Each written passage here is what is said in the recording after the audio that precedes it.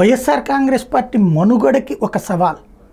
ఎందుకంటే అవతల బలమైనటువంటి విధంగా జనసేన ఓ పక్కన దూసుకొస్తోంది, కాపులు చాలా బలంగా పోలరైజ్ అయ్యారు, కమ్మ సామాజిక వర్గం ఓ పక్కన బలంగా పోలరైజ్ అయ్యారు. ఆ ఇంపాక్ట్ ఈ ఎన్నికల్లో చూసింది.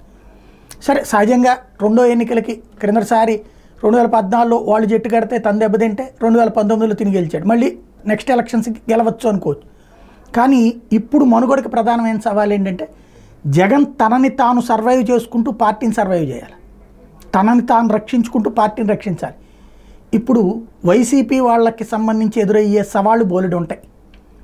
వివాదాలు, విభేదాలు, ఇష్యూస్, ఇవన్నీ వాటిని సెటరైట్ చేస్తూ చేయాలి. రెండవది వచ్చేటప్పటికి నెక్స్ట్ ట్రిప్కి నియోజకవర్గాల పునర్విభజన ఉంటుంది. ఆ రిజర్వేషన్స్ ఈయనకి వ్యతిరేకంగానే వస్తాయి.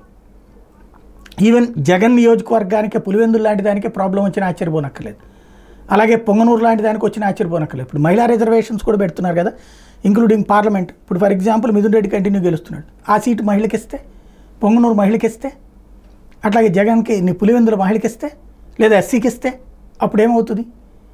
అప్పుడు ఆల్టర్నేటివ్ ఏంటి? జగన్ దగ్గర ప్లాన్ ఏ, ప్లాన్ బి ఉండాలి. ఇప్పుడు అసలు ముందు డీమోరలైజ్ అయిపోయింది క్యాడర్.